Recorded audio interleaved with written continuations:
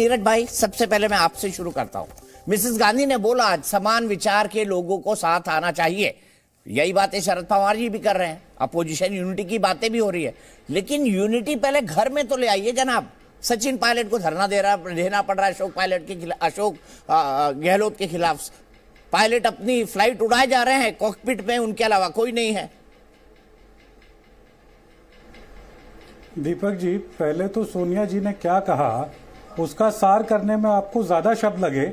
मैं 4 लाइनों में उसका सार बता देता हूं। ठीक है, बिल्कुल बताइए। कि वो तो अरमा थे मेरे दिल के, वो जो अरमा थे मेरे दिल के, ना मैं कह सका ना लिख सका, ज़बां मिली तो कटी हुई और कलम मिला तो बिका हुआ।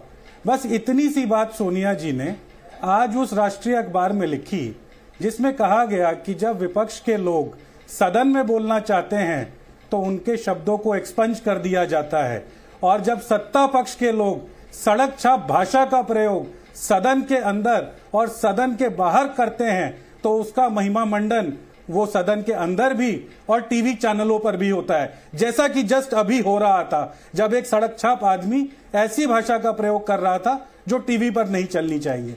जब सोनिया जी कहती हैं कि 95% से ज्यादा एजेंसियां जब काम करने जाती हैं तो उनको सिर्फ विपक्ष के लोगों का पता दिखता है। कहां चले जाते हैं हेमंत बिश्व शर्मा और कहां चले जाते हैं नारायण नरे और उनके जैसे जो सरीखे लोग हैं जिनकी एक लंबी फहरिस्त है, तो उनके यहां एजेंसी क्यों नहीं पहुंचती?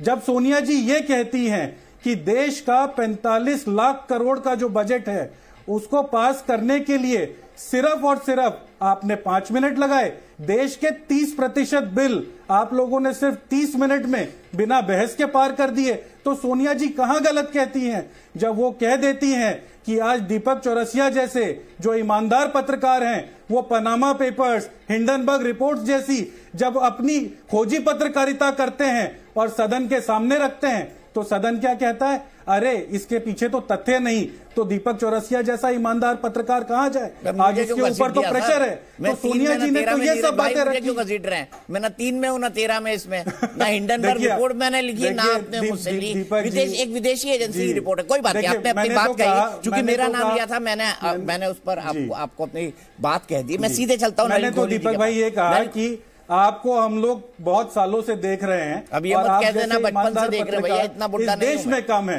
तो हम तो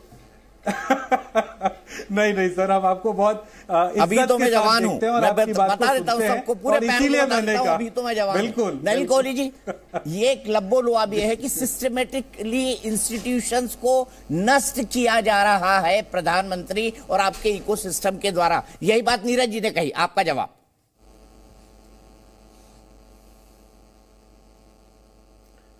तो यदि किसी इंस्टीट्यूशन की बात करें तो कांग्रेस इंस्टीट्यूशन की बात करते हैं। कांग्रेस पार्टी 15-20 साल से एक प्रयास है कि राहुल गांधी जी इस संस्था के केंद्र और एक रूप से अध्यक्ष या एक महत्वपूर्ण नेता के रूप में इसको आगे ले चले। तो वो प्रयास लगातार जारी है। उसकी सफलता विफलता वो एक अलग विषय है। तो सोनिया गांधी जी की लेख जो है, अगर उस संदर्भ में देखें, संस्था के संदर्भ में, तो मुझे लगता है ये संस्था को बचाने का एक लेख है। बीजेपी पे वार एक बहाना है। असली कारण है कि कहीं ना कहीं राहुल गांधी जी की टिप्पणियां जो रही हैं पिछले कई महीनों में और पिछले कुछ हफ्तों में, और जिस प्रकार से देश के कई वरिष्ठ नेताओं ने उनका सहयोग नहीं दिखाया इन टिप्पणियों पे, तो सोनिया गांधी जी ने शायद मीडिया फोकस को हटाने के लिए या वापस एक बार कंट्रोल में लाने के लिए ये लेख लिखा है। और आप नोट करिए दीपक जी, आप अनुभवी पत्रकार हैं, सोनिया जी हमेशा वापस आ जाती हैं कांग्रेस में एक रूप से उसका नेतृत्व संभालने में, या राहुल गांधी जी जब मना करते हैं और चले जाते हैं तो वापस उसको संभालने में, तो हमेशा संभालने की भूमिका उनको करनी पड़ती है। तो और ये एक पैटर्न है, ये ऐसा नहीं है कि मैं अपनी बात कह रहा हूं, ये लगातार दिखता है। तो अब राहुल गांधी जी ने क्या कहा, एक एक करके चले। राहुल गांधी जी के ऊपर कोर्ट केस हुआ। कोर्ट केस क्यों हुआ? क्योंकि 2019 में उन्होंने कहा मोदी नाम के साथ जो है लोग वो चोर क्यों होते हैं। इससे लोग जो है आहत हुए, केस उन पे फाइल हुए और उस केस में वो हार गए, उन पर सजा सुनाई गई।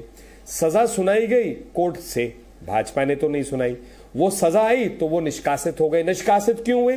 क्योंकि कानून जो है रिप्रेजेंटेशन ऑफ पीपल्स एक्ट ये कहता है कि अगर आप पर 2 साल या उससे अधिक सजा होगी तो फिर आप जो है निष्कासित हो जाएंगे।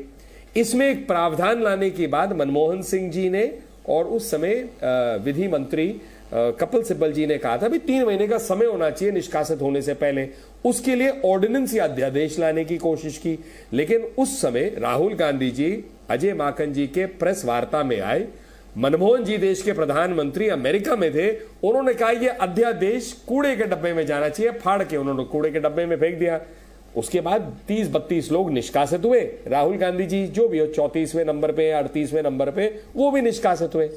तो यदि राहुल गांधी जी ऐसे अपशब्द नहीं करते, आहत नहीं करते ओबीसी समाज को, तो शायद ये केस नहीं होता। उसके बाद उन्होंने कहा मैं वीर सावरकर जैसा नहीं हूं, मैं सावरकर नहीं मैं गांधी हूं। उस पर शरद पवार जी ने उनको सुना दी। सावरकर जी की पूजा करते हैं दोस्त में लोग, उन्हें देशभक्त मानते हैं, राहुल जी उन्हें देशद्रोही के रूप में देखते हैं। तो राहुल जी जो टिप्पणियां कर रहे हैं उस पर अलग अलग लोगों की भिन्न राय आ रही है, जो कांग्रेस के लिए शायद अच्छी बात नहीं है।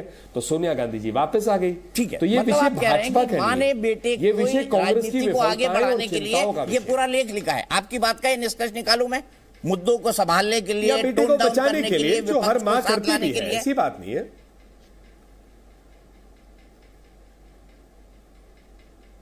नीरज जी आपका जवाब मैंने सीधे, उनका कहना है कि ये लेख इसलिए लिखा गया क्योंकि राहुल गांधी जो जगह जगह बयान देकर आए और जेपीसी की जो मांग है उसको लेकर आपके अंदर जो कंफ्यूजन है विपक्ष के अंदर, शरद पवार जी कहते हैं जेपीसी मांग से कुछ नहीं, सुप्रीम कोर्ट की जांच ठीक है, आप कहते हैं नहीं जेपीसी, फिर आप पवार साहब पे भी आपके नेता हमला करते हैं। मैं उस पर आऊंगा, लेकिन पहले आप ये बताइए क्या ये सोनिया जी की एक और कोशिश नहीं है? भारत जोड़ो यात्रा में हमने देखा राहुल जी को फिर से एक बार लॉन्च किया गया। अब क्या आपको लग रहा है कि सदस्यता जाने के बाद फिर से लॉन्च करने की जरूरत पड़ रही है, जो आरोप इस वक्त नलिन कोहली जी लगा रहे? दीपक जी, मैं तो नलिन जी से आग्रह करूंगा कि कांग्रेस के बारे में सोचना कम करें और देश की जनता के जो मुद्दे हैं उन पर बात करें। आज सोनिया जी ने सीधी सीधी बात रखी कि हमारे देश के बजट के अंदर हम लोग बेरोजगारी तक जैसे शब्द को उसके अंदर इंक्लूड नहीं करते हैं, हम लोग महंगाई की बात नहीं करते हैं। हम लोग क्यों भूल जाते हैं, आज देश में पेट्रोल 110 रुपए लीटर मिल रहा है, आज जो घी है वो 600 रुपए लीटर है और जो आटा है वो 45 रुपए किलो है। तो जो देश के अंदर जो खुदरा महंगाई दर ऊपर जाती जा रही है उसके ऊपर नलिन जी बात नहीं करेंगे, बात करेंगे इधर उधर की। अब एक बात और दीपक जी, जो ये बार बार देश को भ्रमित कर रहे हैं, जिस क्रिमिनल डिफेमेशन के मामले में राहुल जी को सजा हुई, नलिन जी तो विधि के ज्ञाता हैं, ये बताएंगे कि उसमें जिस व्यक्ति ने कंप्लेंट लिखी उसका लोकस स्टैंडाई क्या था, जिस कोर्ट में ये मामला हुआ उसका ज्यूरिसडिक्शन क्या था, हम आपके हैं कौन, अब तू कौन, मैं खामखा वाली स्थिति है। जी जी, मतलब आप कोर्ट की लोकस स्टैंडी पूछ रहे हैं, मतलब कांग्रेस पार्टी को क्या हो गया है? माफ कीजिए मैं शब्दों का इस्तेमाल कर रहा हूँ। दीपक जी मुझे एक बात बताइए, क्या है ये पूछ रहे नीरज भाई आप?